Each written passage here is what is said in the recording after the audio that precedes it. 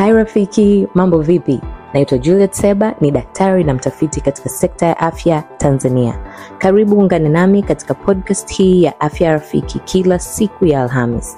Lengo ni kukupatia taarifa zitakazokuwezesha kufanya maamuzi bora juu ya afya yako, familia na jamii inayokuzunguka.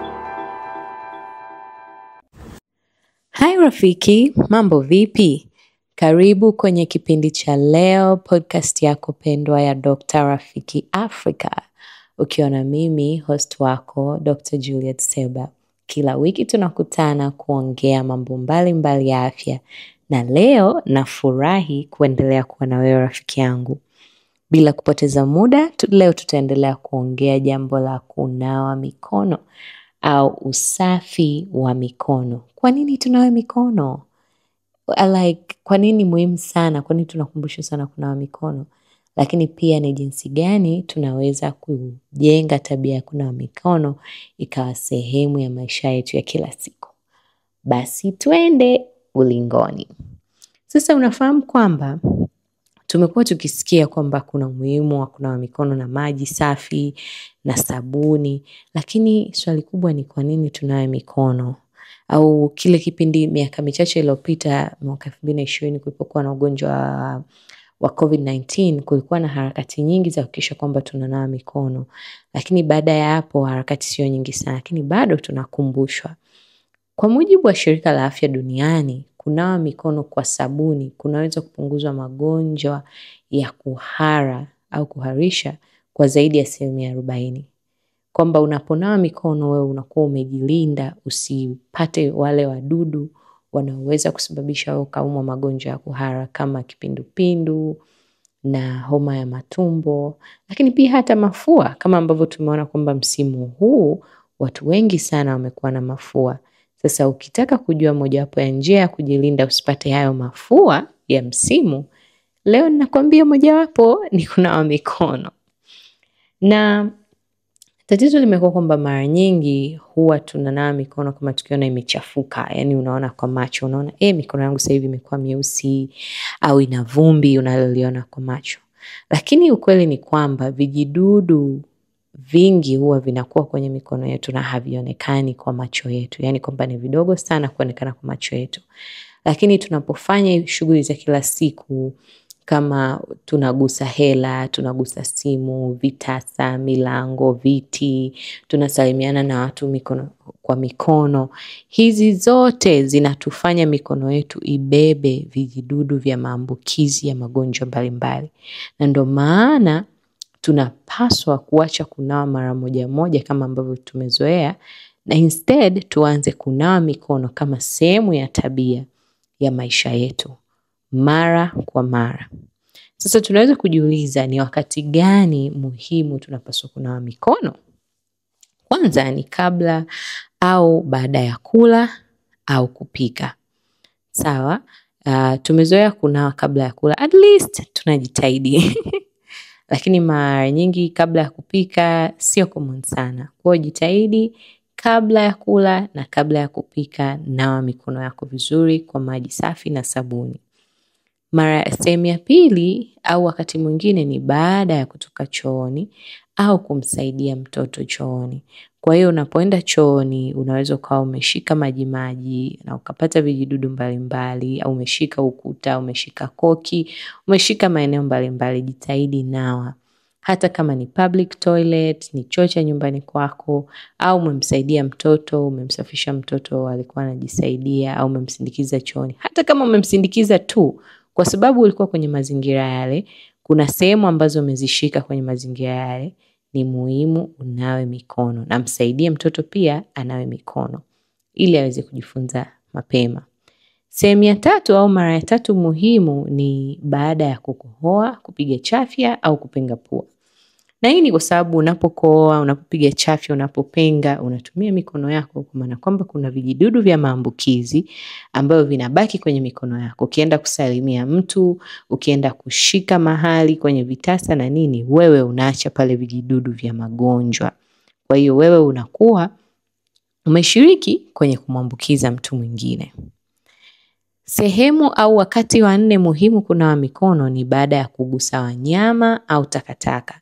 Kwa kama mfano unafuga pale nyumbani, una kuku, una mbuzi, una ng'ombe, una mbwa au umebeba uchafu umeenda kutupa, jitahidi nawa kwa sababu hivi vitu vyote kwenye kugusa unaweza kupata vijidudu vya maambukizi kwenye mikono yako ukavibeba. Na naposema maambukizi tunamaanisha maambukizi ya magonjwa. Sehemu muhimu ya 5 au wakati muhimu wa 5 kunawa ni kabla na baada ya kumhudumia mtu mgonjwa. Kwa hiyo inawezekana ni mgonjwa wa mafua, ni mgonjwa wa tumbo, ni mgonjwa wa kitu chochote kile, lakini unapotoka kumhudumia mtu hakikisha umenawa. Whether umempelekea chakula au umemshika, umefanya chochote, hakikisha umenawa kwa maji na sabuni. Nakumbuka kwamba unaponawa sio tu kwa ajili yako rafiki yangu, bali ni kwa ajili ya afya ya familia yako nzima, marafiki zako na jamii inayokuzunguka. Wale watu wote ambao kama wewe ukishika vijidudu vya maambukizi unaweza kuambukiza kwa sababu viko kwenye mikono yako. Kwa hiyo unaponawa actually ni alama ya upendo, yani kuna jinsi ambavyo unaponawa wewe unakuwa umeshiriki kuwalinda wale watu wanaokuzunguka wasipate magonjwa yoyote. Lakini pia ni kuongezea wakati mwingine wa kunawa ni pale ambapo unaingia au kutoka nyumbani kwako. Umetoka kazini, umetoka sokoni, umetoka wapi, umeshikana na watu mikono, hata kanisani, umesalimiana na watu. Ukifika nyumbani kitu cha kwanza, jenga tabia ya kunawa. Safisha mikono, ingia, endelea na shughuli zako nyingine. Nakumbuka mfano mdogo tu ambao sisi tulianza kuuzoeshwa tukiwa wadogo. Mama yangu alikuwa tukifika nyumbani, kitu cha kwanza mmetoka kanisani ilikuwa ni kunawa mikono. Kwa hiyo ukifika nyumbani, umevua viatu, unaenda kwenye sinki kunawa mikono. Na unajua kama mtoto ilikuwa ni unaona kama ni usumbufu fulani. Umefika nyumbani unataka upumzike, ukae kwenye couch, relax, lakini no, cha kwanza ni kunawa mikono. Na huwezi kuamini kwa sababu ni tabia imejengwa tokea utotoni, tumekuwa wakubwa tunanawa mikono. Kwa hiyo tukitoka kanisani, kutoka kazini, kila mtu ananawa mikono. Kwa hiyo ni vitu vidogo ambavyo ukianza mapema, hasa ukianza na mtoto akiwa na umri mdogo, ametoka shule anambia nawa mikono, ametoka wapi nawa mikono, ametoka kucheza nawa mikono, unamzoesha, unamlinda yeye asipate maambukizi ya magonjwa, lakini pia unamjengea tabia ambayo atakuwa nayo na atakuwa salama zaidi. Sasa kitu cha 3 ambacho natamani tuongee ni hatua gani unaweza kuzitumia ili kujijengea wewe tabia ya kunawa mikono kila siku. Moja wapo ya vitu unaweza kufanya ni kuhakikisha kwamba unaweka sabuni na maji kwenye maeneo yanayoonekana, sehemu za wazi. Kwa hiyo whether ni sebuleni, jikoni, bafuni, mlangoni. Na hii sio nyumbani tu, hata kwenye maofisi, nje ya duka lako, nje ya biashara, kwenye shule, karibu na milango ya darasa, maeneo ya kuingia, zile entry point. Sabuni na maji vikiwepo pale, kuna jinsi ambavyo vinaweza kummotivate mtu akanawa kuliko kusema ukumbuke wakati havipo. Na wakati mwingine tumekuwa yani unakuta ndoo ya maji ipo lakini ndoo haina maji. Jamani, tujirekebishe. Yes, tujirekebishe. Ni vizuri kuwa na hivi vitu vina motivate watu kunawa, na ukiweka ndoo yako ya maji pale nje ya biashara yako, hakikisha ina maji, hakikisha ina sabuni. Kitu kingine ambacho unaweza kufanya cha pili ni wewe kuwa mfano. Sawa? Wewe ukiwa mfano kwamba ndio nimeweka ndoo ya maji lakini hamna mtu anayenawa, wewe kama mzazi anza kuwa mfano. Watoto wako wakuone ukinawa. Wewe kama unamfanya biashara, una institution, bosi, anza kuwa mfano. Ukipita pale, nawa. Ukianza kunawa mara 2, ya 3, ya 4, kuna mtu ataanza kunawa mtu mwingine kwa sababu binadamu tuna tabia ya kujifunza na kuwa influenced kwa kuona watu wakifanya vitu mara kwa mara. Kitu cha 3 au hatua ya 3 ya kufanya sasa, weka vitu vya kukumbusha watu.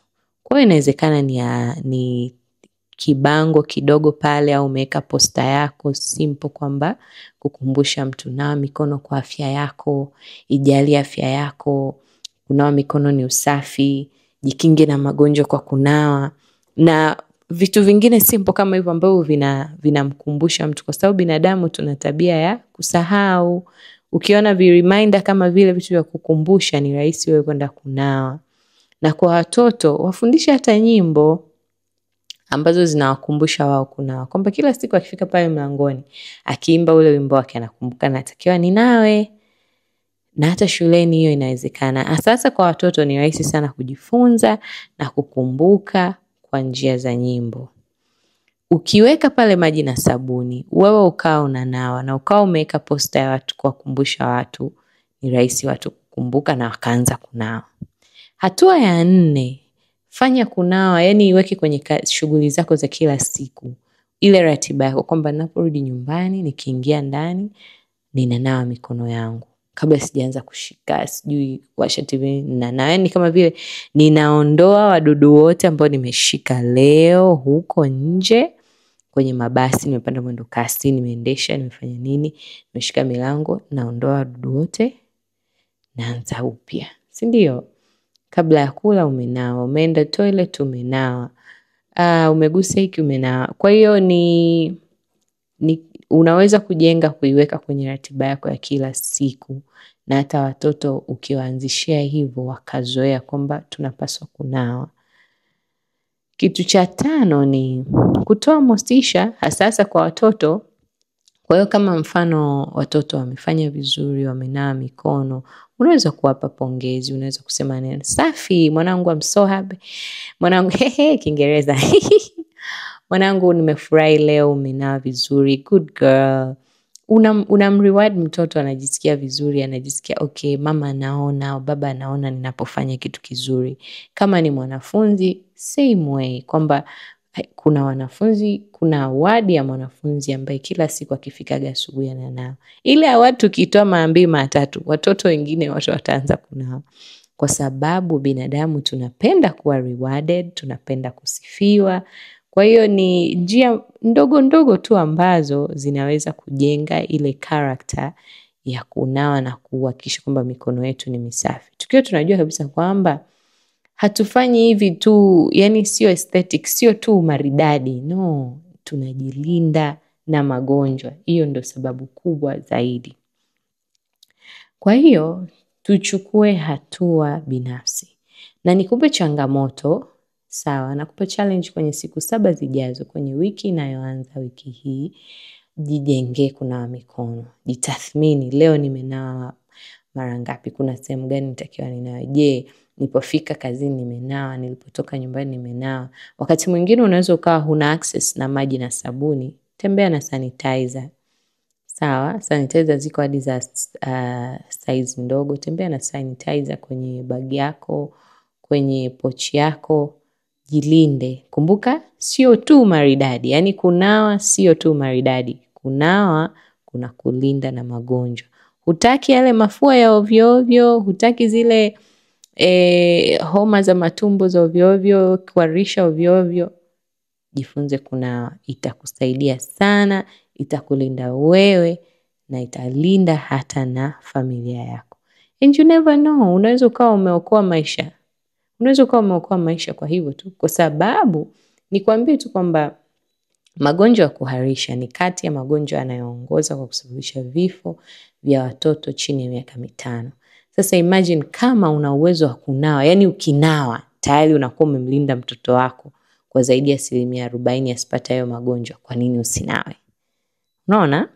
Kwa ni vitu vidogo tu, hata si kwamba ni mambo makubwa yatakuchukua muda mrefu, pesa nyingi. Hapana. Thank God hata bili za maji pia huwa sio kubwa. Kwa hiyo bado tunaweza kunawa. Basi nikushukuru sana kwa kuungana nami siku ya leo. Naamini kuna kitu umejifunza, na tafadhali mshirikishe rafiki, mzazi, mwalimu na mwanajamii mwenzako. Tusambaze taarifa hii na tujifunze ili kulinda afya zetu. Tukutane tena kwenye kipindi kijacho. Mimi ni Dr. Juliet Seba. Unaweza kupata episode hii kupitia YouTube, kupitia Spotify, Apple Podcast na Boomplay. Kote andika Dr. Rafiki Africa, utatupata pale. Na sio hii tu, zipo episode nyingi nyingine ambazo tumefanya tukiongelea mambo mbalimbali ya afya, kuanzia kwa kina mama, watoto, wafanya kazi, wanaume. Endelea kutufuatilia Dr. Rafiki Africa kwenye social media zote. Subscribe, get notifications. Bye. Mungu akutunze rafiki.